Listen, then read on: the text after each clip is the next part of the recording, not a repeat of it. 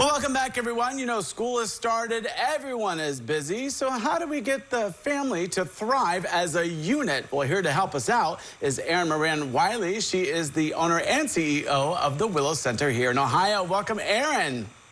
Hi, Chris. Thanks for having me back. Yeah, my pleasure. All right, so like I said, everyone's busy these days. And, you know, people going to sports, people going to practice, people going to school, work, everything. How do you come together and make sure that everyone can, kind of be together, I guess, as a family unit? Sure. I think that as kids get older, it gets more and more difficult because, especially if you have more than one child, then you've got multiple activities and often multiple parents or family members or grandparents helping move them around the town for whatever they have going on. So I definitely believe when your kids are little, if you can, and there's tons of great research on this, to have meal times together. Often that is until late middle school or junior high, and then it becomes exceedingly difficult to do. So if you can find a way to do that as a family, and if you can't, you can also do breakfast. And if that's not possible, you can establish something on a Sunday afternoon that you always do every week, or a Saturday morning ritual.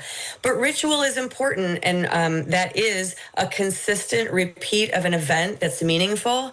So whether it's every Saturday morning you take your kids out for a donut at your favorite place, or you are consistently having dinner every night at 6 p.m. as an entire family, anytime you can get the group together just to be. There doesn't have to be an ordained list of things that have to take place.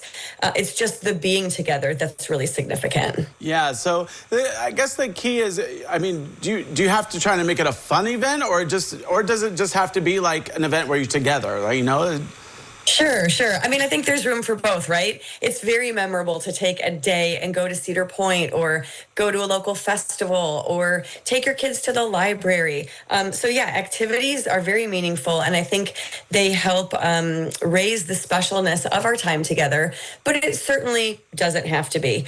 One of my favorite activities that I suggest for families is a Sunday night family meeting, which is really simple. It can be before, during, or after a meal, but it's just a specific time where we say, let's all take a pause and reflect on the last week together, and also make some plans for the new week and kind of figure out who's going to be where, when, and who needs what. It's kind of like a check-in, but it's mindful. Without those things, Chris, everyone is just running in different directions, and we're doing what we do as humans, and particularly parents, and saying, oh my gosh, I can't believe it's September already. It's going to be the holidays before you know it. And this year has blown by. Time races on, and with kids who grow so quickly, it really feels fast. So taking moments where you can specifically stop time and check in with your people and ask them how they're doing, and see if there's ways that you can be of service to them practically or emotionally, is really important. Yeah, so I'm thinking as a teenager, you know, I like what you said. You think about what we're going to be doing this next week. You know, it's kind of like that planning, because I feel like if I was a teenager and I was going to a family meeting, then I might feel a little awkward. But the key is the key is not to make it awkward, right? For sure. Well, that's actually a really good point, Chris, because ideally you start it when kids are young, and it's just something that they know and they think every family does every Sunday night, and they never question it because it's what you always do. And yeah, I mean, you make it fun. When we would do it with my family, we would go around and we would ask everyone to share one thing that they were grateful for the week. And I think that helps us as parents teach our kids how to focus on the good in our lives and to be grateful for the things we have.